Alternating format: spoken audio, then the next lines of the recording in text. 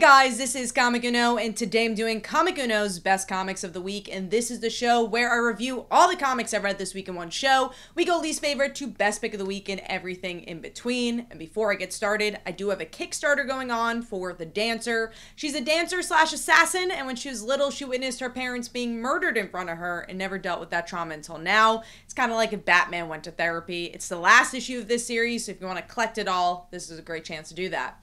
Also, at the end of the video, we talk about the viewer's pick of the week, so if you have a pick of the week and want to be featured in the next episode, let me know in the comments, and you might be featured.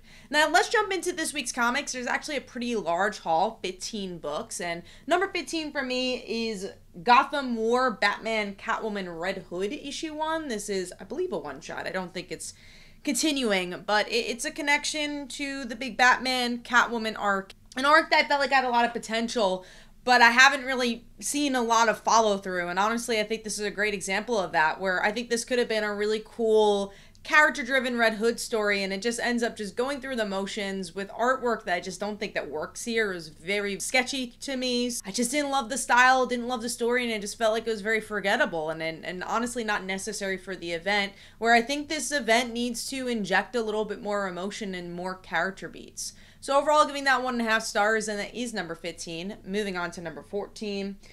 The Avengers, issue 5. And I don't know if I'm the only one who has not been enjoying this. I know my friends over at Comic Book Weekly, Mike and Brant, have been enjoying this one. I like Jed MacKay, and I think he is a very slow burn writer, which is why I've been trying to give this one a solid chance. But I'm up to issue 5. I really don't love the villains, and every issue is really focused on that side of the story and not as much on the characters. The art's really good for this book, but I feel like I might stick around for another arc. I just haven't been enjoying this one as much, and I might pick this up again, but for now, I am gonna drop it. I just don't feel like this issue did much for me. So overall, giving that 2 stars, and that is number 14. Moving on to number 13, the title of the video, Ultimate Invasion, issue 4. So I wanted to talk about the Ultimate Universe. It's interesting because this book obviously had a lot of hype, because it's like, all right, the Ultimate Universe is returning, and we're going to find out exactly why. But this is more about the mechanics of how alternate universes exist, and the Ultimate Universe in general is going to come back. It's not much of, if you loved Spider-Man or X-Men back in the day, you're not getting that as much. Honestly, it's definitely more Avengers driven, Fantastic Four driven. So if you liked Ultimatum, maybe you enjoy it. The Avengers stuff, I actually didn't really read much of that when I was reading the Ultimate Universe. I read a lot. I read some Fantastic Four, so I'm familiar with the Reed Richards version of this character. Love Spider-Man, and I liked X-Men as well. But yeah, this is very Hickman. If you enjoy his style of writing, you'll probably enjoy this. Honestly, there's a lot of things that remind me of Krakoa, Power of X, House of X. But for me, it just didn't do it. I just want to kind of get into the meat of the story, and I don't need to know the background of why it returns. I just want to see who is populating the Ultimate Universe, why is it being populated, and how is it different from the rest of the Marvel Universe, because that's something I enjoyed about the previous Ultimate Universe. Was it was honestly started with Spider-Man, so it was a Spider-Man origin story for a modern generation. Maybe the 60s Spider-Man you couldn't get into, but you definitely could get into the 2000s Spider-Man, and because it became its own beast, it was able to do challenging things to the character, and that's why the universe was created, because they took liberties, and those liberties made a ripple effect to the whole entire universe. And that's what I want to see. I want to see character moments driving the ripple effects of the universe, and I guess to an extent you see that here with Reed and Howard and Iron Man and the tease of Ironland at the end, but I just feel like it was more exposition than anything. And I'm not a huge fan of Brian Hitch's art. So overall, giving this 2 stars, obviously going to follow the journey, but I don't know if it gives me a little hesitation of where the Ultimate Universe is going to go. All right, moving on to number 12, which is the Hollywood Special, issue 2. I liked the first issue of this one, but I feel like it's been a while since the first issue came out, and the second issue didn't really help me to figure out or remind me of what happened in that first issue. It kind of goes from 0 to 60 without really seeping into what this character is going through. But I love the art for this book. I just don't know if it convinced me to want to read more or to be fully invested into this story. So overall, giving that 2 stars. That's number 12. Moving on to number 11. which is Blade issue 3. I love the artwork for this book. This arc is really interesting because I'm not a mystical fan by any means, and this arc is very mystical. It brings up Doctor Strange. He shows up in the end, and it's a lot of exposition in this issue. The thing I liked about issue 1 in particular, you get into Blade's head, you get to understand him a little bit more. This is very reliant on the action, which is understandable because you have a wonderful artist on this book, and obviously it's reliant on how much you love mystical aspect of Marvel. And for me, that is not my favorite part of Marvel by any means. So overall, I gave this 2.5 stars. Obviously going to continue to pick up reading it. I still think it's a solid series. This issue and this direction just wasn't for me. All right, moving on. Again, that was 2.5 stars. Moving on to number 10, which is the Immortal Thor issue 2. This one went a bit lower than that first issue. The first issue did a really good job at showing, okay, where's this story going? Who are these characters? Why is it different from Immortal Thor?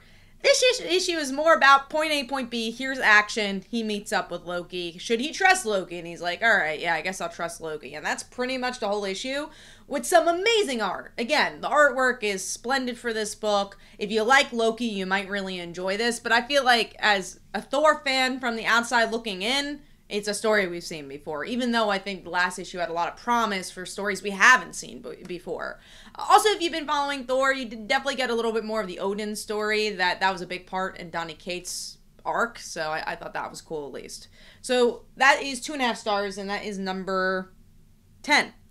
Moving on to number 9, which is the Schlub, issue 2. Another one where I thought issue 1 was a lot stronger. Issue 1 introduces your premise of this schlubby guy and him having a body-swapping moment with this superhero. That's the cliffhanger. It's like, all right, what do they do with it? And the things they do with it wasn't super interesting. I think there's moments that I liked. Like, I liked the schlubby's guy, wife still caring about him, and you get to see his family dynamic.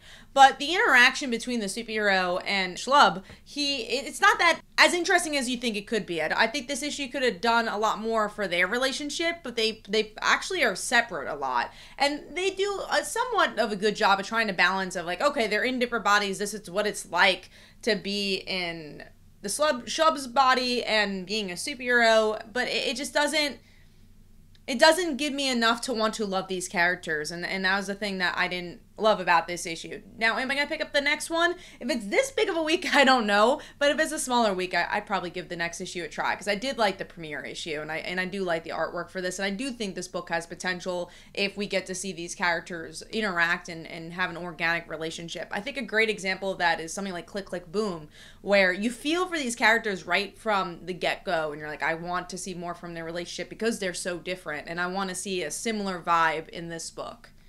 All right, moving on to number 8. This is a very different book, and that is The Flash, issue 1.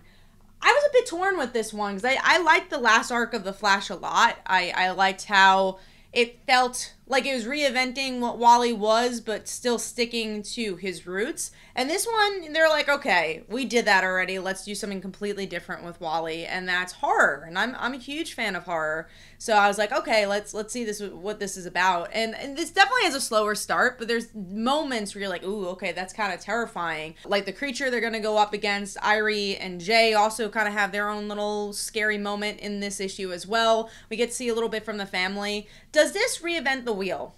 Yes and no, right? Because it is tackling a new genre, so in that way, yes. But in a character sense, I don't know if it is yet. But did it give me enough for issue 2? I think it did, just because it was just so different.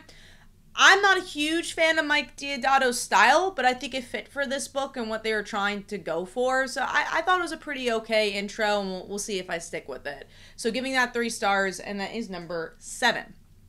All right, moving on to number 6.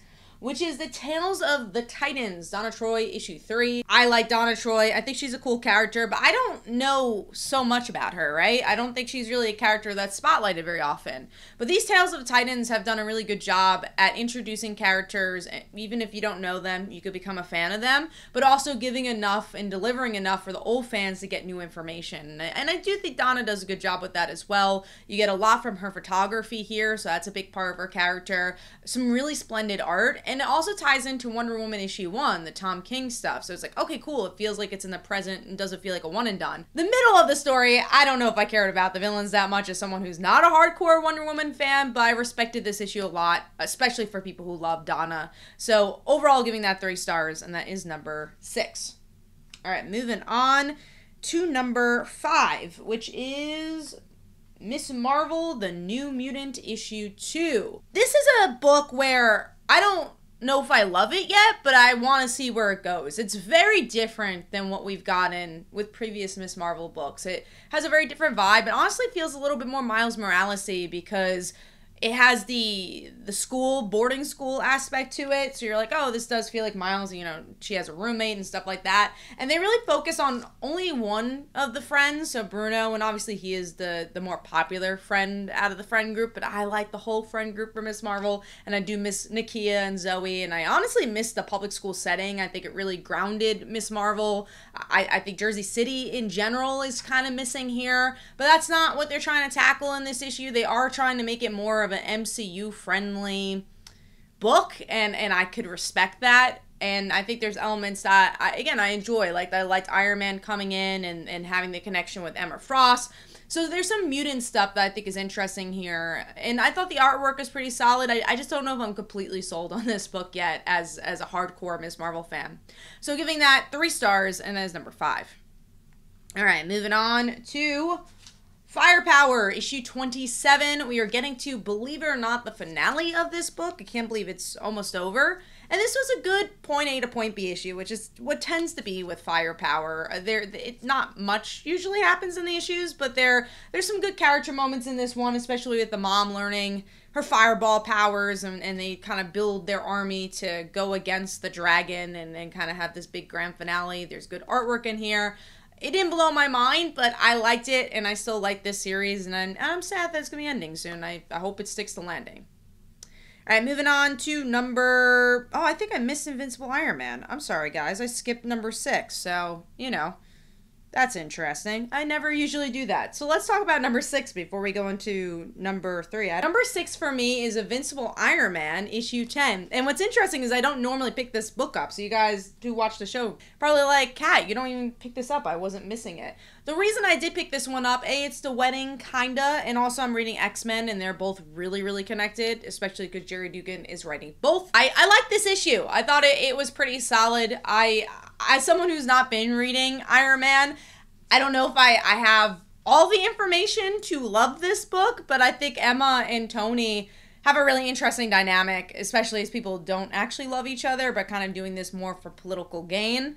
So that's cool. The artwork's, again, kind of solid. I don't have too much baggage, like I mentioned. I don't know if this one's like, whoa, I need to pick up more Iron Man. But I'm glad I kind of filled up that hole, and we'll see where it goes. Maybe I'll pick up another issue, but I'm kind of on the fence with it. So that's number 6. We're going to go back to number 3, though. Sorry about that. I don't know how my pile got a little rearranged. But number 3. Green Arrow, I like this issue a lot. I feel like Joshua Williamson really celebrates the hero and his history, especially his relationship with Hal. That's pretty much the whole issue, is Parallax versus Green Arrow and why they dislike each other, and mostly it's because they share the color green, which I thought was funny. But then you also get the flip side of stuff. You do get to see more with Lian. You get to see more with Black Canary and Roy, and they team up with Cheshire. So you're really building the Green Arrow family. You even get to see one of his bigger villains. So, you know, I thought this was a pretty solid issue. I'm curious to see what the full direction of this book is, but as a fan service issue, I thought it was pretty good and good solid artwork as well. So giving that 3.5 stars, and that is number 3. Moving on to number 2, which is Mighty Morphin Power Rangers issue 112. I've been enjoying The Darkest Hour. I really liked where it ended, where Grace died, and now they actually deal with the aftermath of that. Matt's guilt of killing Grace, and then also Billy trying to find his voice in the team as he interacts with this AI version of Grace. So I thought that was really cool. The artwork is splendid for this book. There's some good action, good character beats. This is always a really well-balanced book, and there are good cliffhangers as well that tie into the mythology of Power Rangers. If you're a Power Rangers fan, I think it's a great time to be a fan. These are some great stories here. So giving that 3.5 stars, and that is number 2. Moving on to number 1. If you watch this show, you already know what the number 1 is. This is my pick of the week all the time. And then Second Coming Trinity issue 6. Sadly, this is the last issue of this arc, so it might be a while until we get more Second Trinity. But man, this book sticks the landing. We get to see our superhero's son going crazy on the city, and the city interacting with that. And we get to see the parents have to make a tough decision and kind of do the reverse Superman, where they say, hey, for the betterment of our child, we have to send them away. And then you get to see the parallel of Jesus also having to do the same thing with Mary. So I just thought it all tied in very well together. There's some wonderful jokes in here, good art, great action, and just a really good promise of where things are going to go. And just, you know, this book is somehow so funny, but also so sentimental all at the same time, especially with its themes. It's just a perfect book to me. So overall, giving that 4.5 stars. Hopefully you guys enjoyed. This is Comic Uno. Let me know in the comments below what your favorite books of the week were. And last week's pick of the week was Uncanny Spider-Man. And here are some comments about that. Hopefully you guys enjoyed. This is Comic Uno, and I'll see you guys in the next one. Bye.